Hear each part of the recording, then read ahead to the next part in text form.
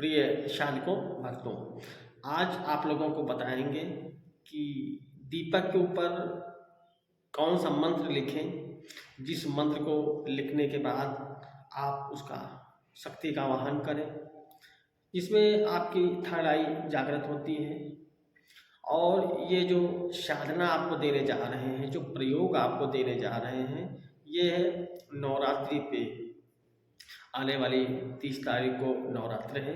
इस नवरात्र पर आप इसका प्रयोग करिएगा, तो बने रहें वीडियो में अंत तक। आपको करना क्या है, नवरात्रि के दिन आपको बिल्कुल स्वच्छ वस्त्र पहनने हैं, स्नान करना है। आप 24 घंटे पहले से तामसिक जो भोजन है उसका आप प्रयोग न करें। नॉनवेज आदि का, शराब वगैरह का प्रयोग बिल्कुल न करें, सात्विक रहें। उसके बाद आप कलश स्थापना करें माता दुर्गा के।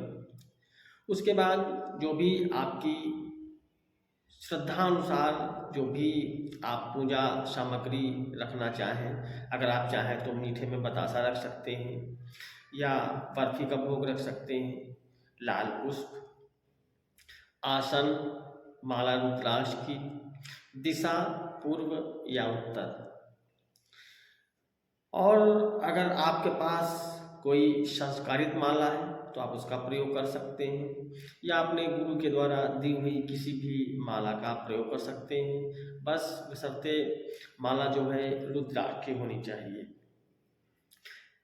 कलश स्थापना करिए, देसी घी का चिराग जलाइए और हाथ में जल चावल लेकर के संकल्प लीजिए कि हे माता, हे देवी, मैं ये जो साधना करने जा रहा हूँ, त्रिनेत्र जागरण की साधना करने जा रहा हूँ, आप मुझे दर्शन दें और आपका नाम ले करके, आपका मंत्र पढ़ करके मैं जो भी कार्य करूँ उस कार्य में मुझे सफलता प्राप्त हो। ऐसी प्रार्थना करते हुए आप जो है जल और चावल को जल पे, जमीन पे छोड़ देंगे। उसके बाद आप धूपबत्ती जलाएंगे, या अगरबत्ती का प्रयोग जो करने वाले व्यक्ति हैं, किसी क्षेत्र में अगर धूपबत्ती नहीं मिलती है आप अगरबत्ती का प्रयोग कर लीजिए, लेकिन जहाँ तक हो सके धूपबत्ती का ही प्रयोग करें। चिराग लीजिए मिट्टी का, उसके ऊपर आप कुमकुम या रोली से आप मंत्र को लिखें। मंत्र नीचे लिखा जाएगा, अंदर की तरफ तेल देसी घी पड़ेगा, पीछे जो बैक साइड है नीचे की तरफ वहाँ पे मंत्र लिखा जाएगा। आप साइड में मंत्र को लिख दीजिएगा। मंत्र लिखिएगा, ओम दुम दुर्गाय नमः। मंत्र लिखेंगे ओम दुम दुर्गाय नमः। इस मंत्र को आप 3 बार लिख दीजिएगा। अपने हाथ से लिखिएगा, अपनी भाषा में लिखिएगा, जिस भाषा को आप प्रयोग करते हैं, जो भाषा आपको आती है उस भाषा में लिखिएगा।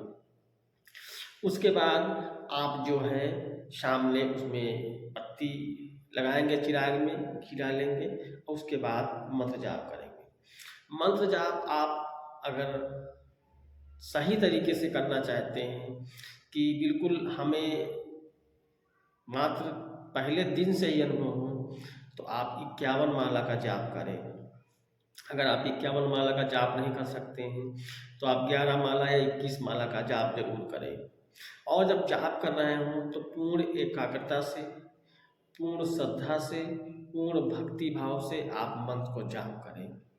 उसके बाद 1 माला का आपको हवन करना है। हवन में आपको नॉर्मल सामग्री रहेगी, उसमें आप जव या तेल, चावल के दाने, देसी घी, मीठा, अगर तगर जो भी आपके पास खुशबूदार लकड़ी हैं, गुलाब के पुष्प आदि, इनका प्रयोग आप मिला करके हवन सामग्री में करिएगा। अगर आपके पास शहद है तो आप शहद भी मिश्रण कर सकते हैं। चीनी या मिश्री की, मीठे की जगह पर आप शहद का प्रयोग कर सकते हैं। शहद मीठा कुछ ना हो तो आप बतासे भी चूरा करके उसमें डाल सकते हैं। इस तरीके से आपको हवन करना है। हवन करने के बाद आपको एक नींबू, 2 लौंग फूल वाली, थोड़ा सा कपूर, मंत्र को पढ़ते हुए बलि स्वरूप माता रानी को भोग देना है, यानी नींबू को कट करना है। कट करने के बाद उस पर लौंग कपूर रख करके आपको जला देना है, और जब तक जलती रहे उस लौ को आप देखते हुए मंत्र को पढ़ते रहें। ये क्रिया आपको करनी है। कुछ लोग, कुछ साधक ऐसा करते हैं कि नींबू को 2 टुकड़ों में अलग कर देते हैं। ऐसा नहीं करना चाहिए। नींबू जब भी कट करें, नीचे की परत जुड़ी होनी चाहिए। तो इस तरीके से आप इसका प्रयोग करिए। आप देखेंगे कि देवी आपको स्वप्न के माध्यम से पहले दिखेंगी, उसके बाद आप जब आसन पर बैठे होंगे तो शक्ति आपको ऐसे दिखेगी दृश्य के रूप में, जैसे आप हमें वीडियो के माध्यम से देख रहे हैं। इस तरीके से प्रत्यक्षीकरण होगा। पहले कुछ क्षण के लिए होगा, फिर कुछ और लेट होगा। इस तरीके से धीरे धीरे ऐसा होगा कि शक्ति आपको स्पष्ट दिखने लगेगी। हाँ, किसी किसी को थोड़ा पहले धुंधला दिखता है, फिर स्पष्ट हो जाता है। तो इस तरीके से आप करिए। और जब किसी के विषय में जानना हो तो आप सीधा पहले मंत्र को पढ़ेंगे, मंत्र का आवाहन करेंगे। आवाहन करने के बाद आप आंख बंद करके जैसे ही शक्ति का आवाहन करेंगे, मन में क्वेश्चन करेंगे, आंसर आपको स्वतः ही प्राप्त हो जाएगा। उसमें ज़्यादा ताम-झाम करने की कोई आवश्यकता नहीं है। इस तरीके से आप करिए। ये दिव्य जागृति के लिए बहुत अच्छा मंत्र है, बहुत अच्छी साधना है, इसका रिजल्ट बहुत अच्छा है। बशर्ते जिस गुरु के माध्यम से आपको ये मंत्र प्राप्त हो रहा हो, पहले उसने साधना कर रखी हो। ऐसा होता है कि किसी ने साधना नहीं करी है, सिर्फ पुस्तक से उठा करके आपको मंत्र दे दिया, या आपने स्वयं से मंत्र को उठा करके पुस्तक से कर लिया, तो उसमें रिजल्ट नहीं आता है। तो इस बात का विशेष ध्यान रखिएगा कि दीक्षा स्वरूप मंत्र आप उस गुरु से लें जिसने उसकी पहले ऑलरेडी साधना कर रखी है। अगर आप दीक्षा स्वरूप नहीं लेना चाहते हैं, स्वयं से मंत्र को करना चाहते हैं, तो फिर भी रिजल्ट आएगा, लेकिन रिजल्ट थोड़ा कम आएगा, एनर्जी कम एकत्रित होगी, अनुभव कम होंगे, लेकिन फिर भी साधना आपकी सफल होगी। और जो भी साधक इस साधना को नवरात्रि में करना चाहते हैं, आप इस साधना को पूरे 9 दिनों तक करें।